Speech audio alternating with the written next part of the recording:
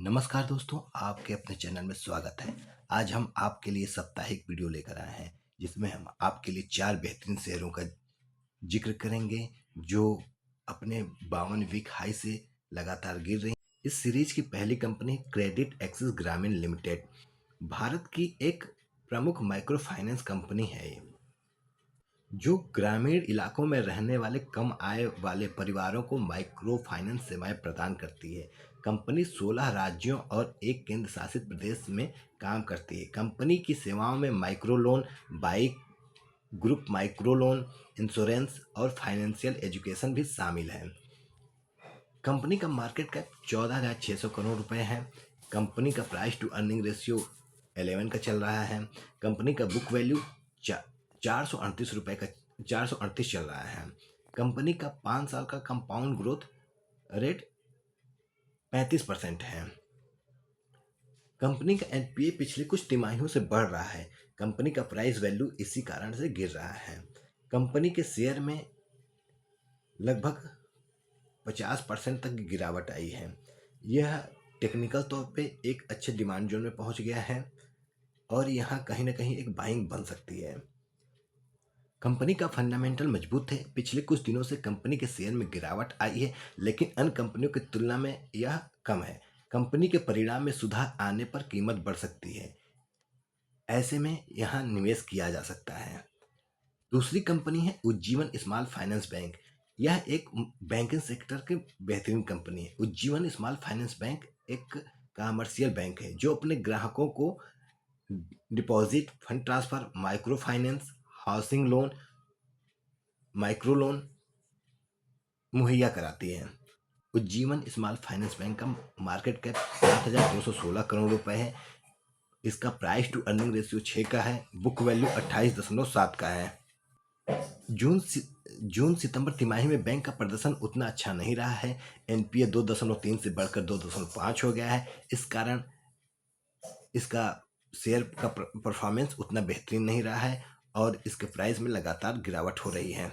हालांकि एफआईज ने इस पर अपना भरोसा बनाया हुआ है और वे यहाँ बाइंग कर रहे हैं। अगर तकनीकी चार्ट पे देखा जाए तो इस बैंक को लगभग 34 और 22 के बीच खरीदा जा सकता है। यह एक बहुत बेहतरीन मौका होगा अगर ये हमें 24 के आसपास मिलता है। उज्जीवन स्मॉल फाइनेंस बैंक एक मजबूत बैंकिंग विकल्प है और इसका गिरावट में इसको एक्यूमुलेट किया जा सकता है। इस गिरावट में सबसे ज़्यादा बैंकिंग सेक्टर के छोटे बैंकों पर असर दिख रहा है।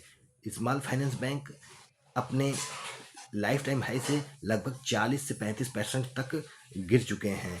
ऐसे में इनको हम ध्यान से पढ़ें तो हमें अच्छी भाव पे कई अच्छे बैंक मिल सकते हैं। अगली कंपनी है आरएचआई मैग्नेस्टा। यह कंपनी स्टील, सीमेंट और ग्लास जैसे उद्योगों के लिए हाई ग्रेड रिफ्रैक्टरीज प्रोडक्ट बनाती है। आरएचआई मैग्नेस्टा 1200 डिग्री से ज़्यादा तापमान वाली औद्योगिक प्रक्रियाओं के लिए मैग्नीशिया और एल्यूमिनियम आधारित समाधान देती है। आरएचआई मैग्नेस्टा क्रोम, अयस्क, fused mullite, fused zirconia mullite जैसी चीज़ें रेफ्रिजरेट उद्योगों को मुहैया कराती हैं। आरएचआई मैग्नेस्टा का मार्केट कैप 11,872 करोड़ रुपए है। इसका प्राइस टू अर्निंग रेशियो 59 का है। इस कंपनी का ऑपरेटिंग प्रॉफिट मार्जिन 18 से 12% पे आ गया है। यही कारण है कि इस कंपनी में आप गिरावट देख रहे हैं। कंपनी का नेट प्रॉफिट भी 73 करोड़ से 46 करोड़ पर आ गया है। एफआईज ने इस कंपनी में अपना स्टेक बढ़ाया है और सितंबर क्वार्टर में इनका स्टेक 5.56% हो गया है।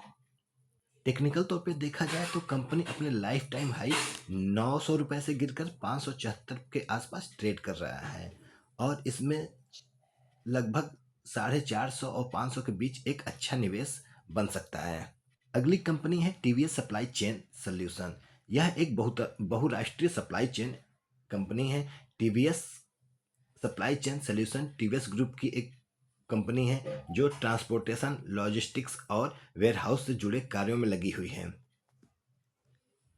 यह company automotive consumer goods defence में सप्लाई चेन मैनेजमेंट की सेवाएं प्रदान करती है। 2004 में इसकी शुरुआत हुई थी। यह कंपनी तेजी से उभर रही है और इंटीग्रेट सप्लाई चेन में माहिर है। पिछले 16 वर्षों में यूरोप, एशिया पैसिफिक, अमेरिका और यूके में 20 से अधिक इस कंपनी ने अधिग्रहण किए हुए हैं। कंपनी का मानना है कि इसके कस्टमर फॉर्च्यून 500 में से 74 कंपनियां हैं। कंपनी का मार्केट कैप 8,180 करोड़ रुपए है। घाटा करने वाली यह कंपनी पिछले 3 क्वार्टर से प्रॉफिट दिखा रही है। एफआईज ने इस कंपनी में 2.3% से स्टेक बढ़ाकर के 5% के आसपास अपना स्टेक कर लिया है। टीवीएस सप्लाई चेन का आईपीओ अगस्त 2023 में आया था और ये अभी भी अपने आईपीओ प्राइस के आसपास ही ट्रेड कर रहा है और इसमें एक बाइंग बन सकती है।